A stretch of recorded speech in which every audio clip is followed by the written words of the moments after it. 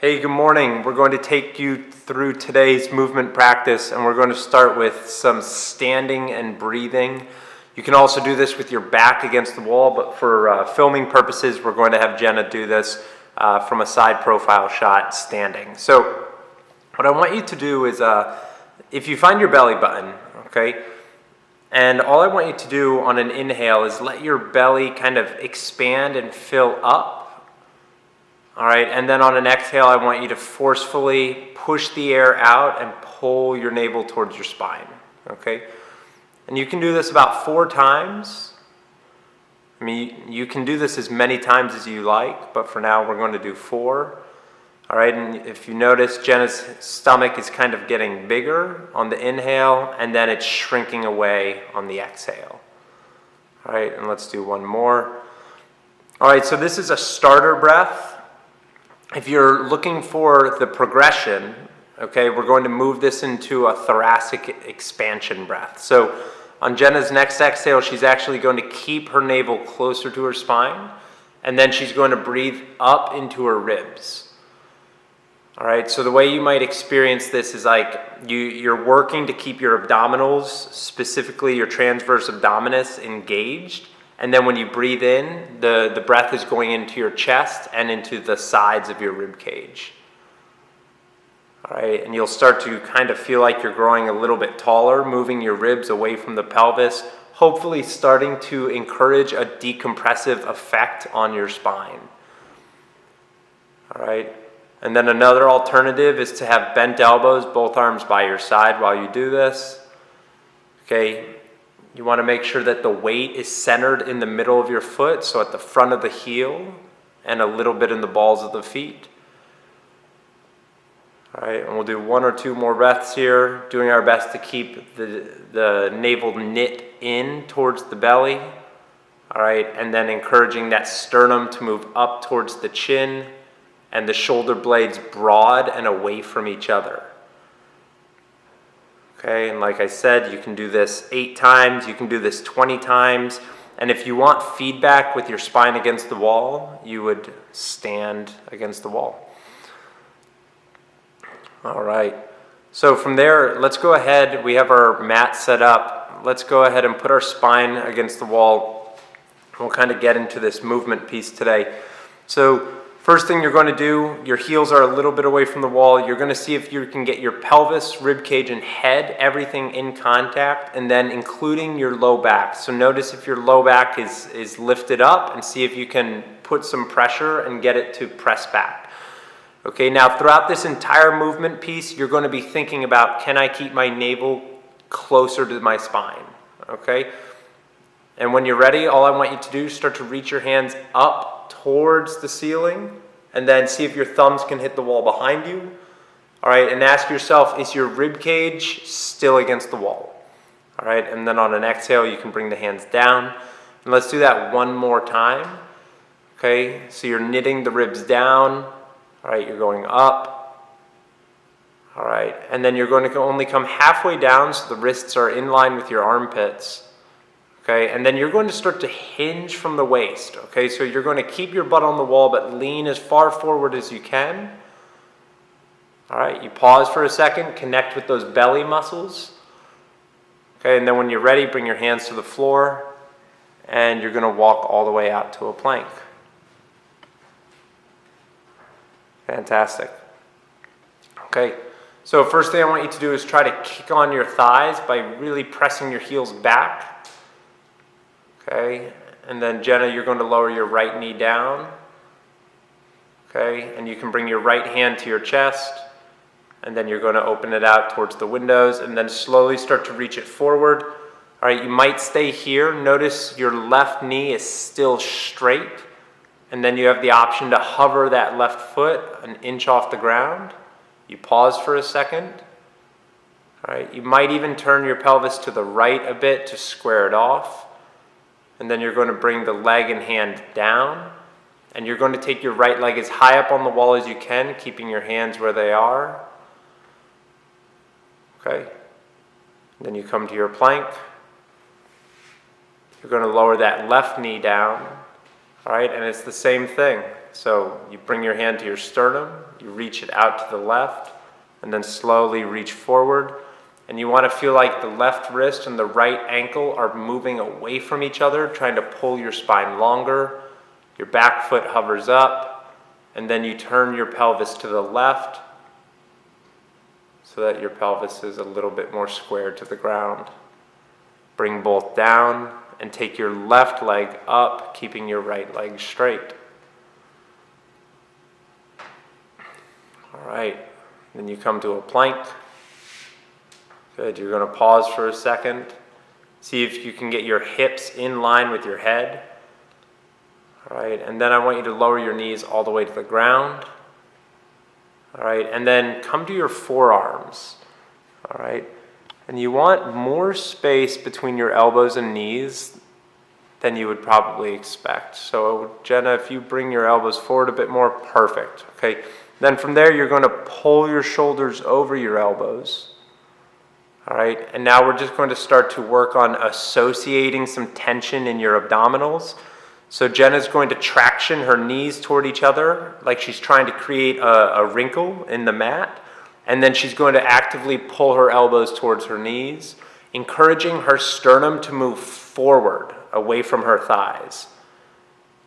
Okay, and then from here I want you to put all that attention into your belly muscles, back into your navel.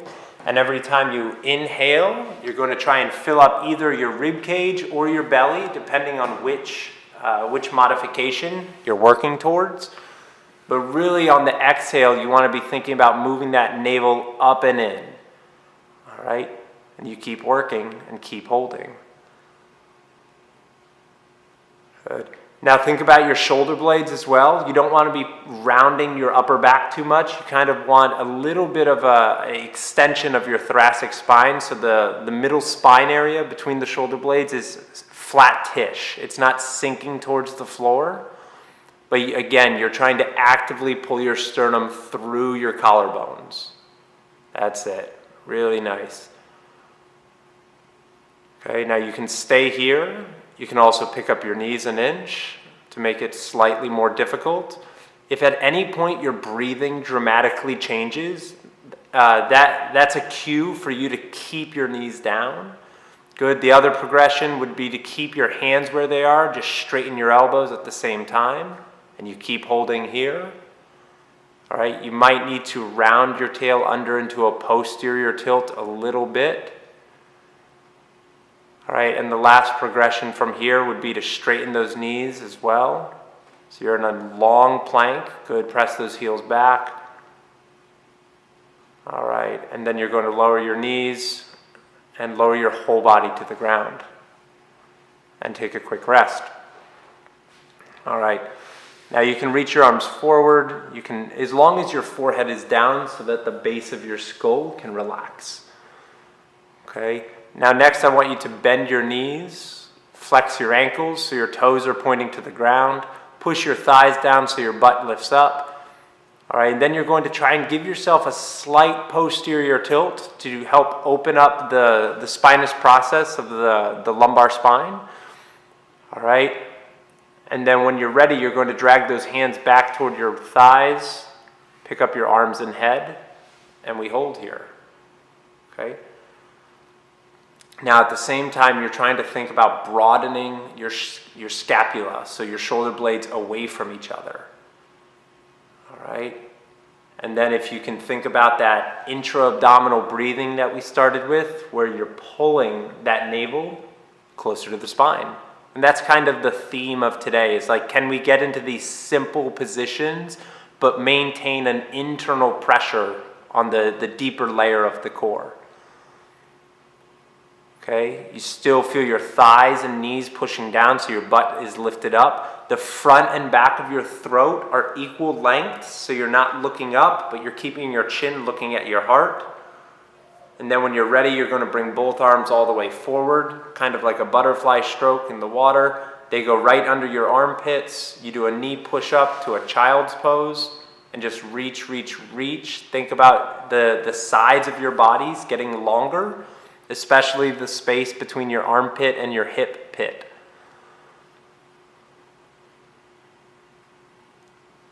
All right? And then you can round yourself up to a tabletop. Nice. And then let's go ahead and go to a plank. Awesome. And then you're going to head toward a down dog. Okay, and then take anywhere from 8 to 16 steps of your feet to your hands. So I want you at the top of your mat. Okay, and every time you walk, you're still thinking getting that belly out of the way. Okay, so trying to connect with that deeper abdominal tissue. Okay, and then when you are in a full forward fold, you're going to try and connect your low belly to your upper thighs. All right? Yeah, you can put your hands on your calves, under your feet, whatever feels good. Just try to drop the neck a little longer. And then starting from your tailbone, so from your coccyx, I want you to roll up to a flat back with hands on shins. All right? And your shoulders and head come a little bit higher than your butt. Okay? And great. You want to feel like you have full length on your the front hip flexors. All right, you're going to reach your arms forward and then just stand all the way up. All right, fantastic. And then you can bring your arms down. Okay, so let's get a little bit of leg activation while we're in it. So Jenna, if you find your sternum, okay, first thing we're going to do is just playing with the shift of the pelvis. So if you shift to the right, your hips are just going to move to the right and then shift to the left. So this is a really important yet simple motion we want to be able to have on both sides of the legs. All right, so it's a closed chain, hip adduction, hip abduction.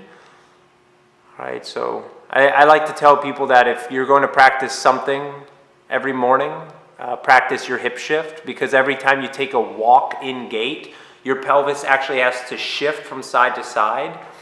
And all we're doing here is exploring a little bit of range. I think what's important is you don't want to go to your furthest end. I mean, going further doesn't equate to being more useful. If anything, it just tells us, okay, that's the range I have, but it doesn't necessarily mean that that's the range I have to use. Kind of like when you're lifting weights, you don't lift what you can, you lift what you need to in order to be more practical and useful in your day-to-day life.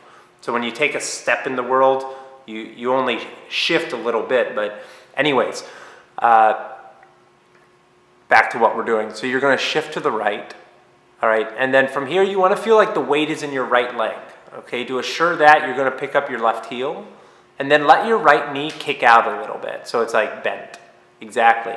And then you're going to step your left leg back about 2 feet. So this is not a yoga step, this is more of a staggered stance, split stance step. If you think about how long a step would be in the world when you're walking, that's how far back your foot is. All right, so you can see that Jenna is shifted to the right, and then from here, I just want you to lean forward a little bit. Okay, so you're gonna go about 15 to 30 degrees over your thigh. Fantastic. And then wiggle that left foot back a little more. Yeah, there you go. All right, now we're gonna start to find the right glute. Okay, so all Jenna's going to do, she's going to start to traction her feet toward each other. So you're going to imagine pinching the floor with your feet. And then I want you to sit down and back into your right glute. Good. You go to wherever's comfortable. All right. Can you get down a little bit more? There you are. Okay, you're going to hold and then begin to reach your left hand forward. All right, and then just reach your right arm out to a T. All right. Now you're going to keep reaching your left hand and left wrist to the opposite side of the room, and then turn your pelvis to the right a little bit. Okay, and you hold. Now if you want to make it more difficult, you think about sending your hips back more and your chest forward. Good. And then as your left hand is reaching forward, your right hand is moving back a bit, and you're trying to encourage your rib cage to rotate to the right. All right, and then you just hold. And now you're going to think about that navel, so connecting with your belly muscles and either trying to get the stomach to pull in a little bit more, and then maybe trying to fill up the rib cage and the chest. All right. Good. And one thing you want to be sure of is not over-rotating your pelvis. Okay, so as it's turning to the right, you don't want to turn it to the right too much. Now you're looking to feel it in the back right glute thigh area. You might also feel it in the front of your left quad. All right, and then whenever you're ready, you're just going to reach both hands forward, step up. All right, and let's do the other side. So hands to the sternum. And the setup is always the same. You shift left, you pick up your right heel, you step it back 2 feet. All right, you let that left knee bend a bit. And then another progression is to bring your elbows by your side, bent at 90 degrees. And then you're going to lean forward about 15 to 30 degrees, pinch the floor, and pull yourself into that back left pocket. All right. And I think it's important to note that if you feel any discomfort in the back knee, or the back leg's knee, you just need to wriggle that foot a little bit further back. All right, and then whenever you're ready, try to sit down into that glute max. So what we're doing here is we're lengthening your glute fibers. All right, so we're going into a deep hip flexion. You're going to turn your hips left a little bit, yeah, and then reach your right arm forward, reach your left arm out. Okay, and as the wrist reaches forward, you want to imagine that armpit is pulling the right hip forward a bit more, and the left side of the rib cage is opening up more. So you're getting a small left rotation. Okay, and you might think about dropping your pelvis into a slight posterior tilt to again take some stress off those lumbar erectors. Okay, you want to be feeling it left glute max, left quad and or hamstring, and you might feel it at the front of your right quad. Jenna, real quick, will you just point to like left glute max area? Yeah, exactly. So if you're feeling it in the back of your left hip, you know you're doing it correct. If you need to feel it a little bit more, you lean your chest forward and your butt back. All right. And then whenever you're ready, you're going to come all the way up. Great. And let's just do one more on each side. So shift right, left leg back. Good. And then just pull yourself down. Okay. You go as far down as you're comfortable, being sure to maintain a solid core connection. Okay. And then you can reach your arms. Good. And I would say one of the main things to think about is you're dragging the floor, or dragging your feet toward one another. Okay. Then whenever you're ready, come out of it. Let's do the other side.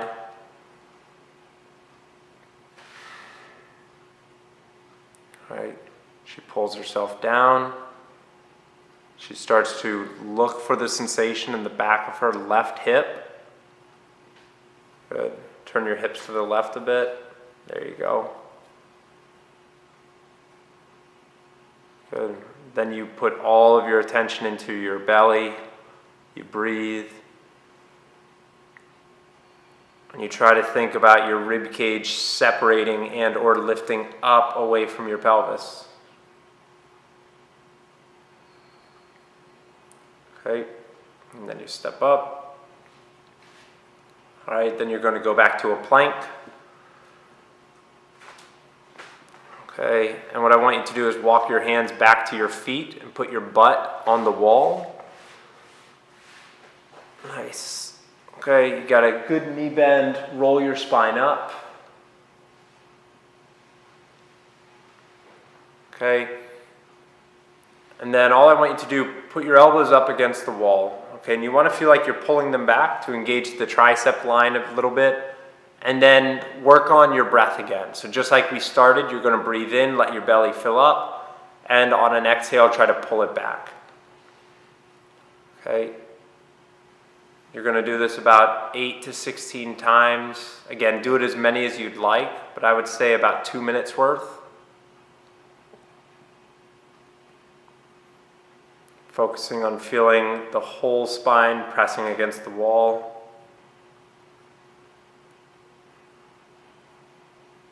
And that's our movement for today. Thanks, Jenna.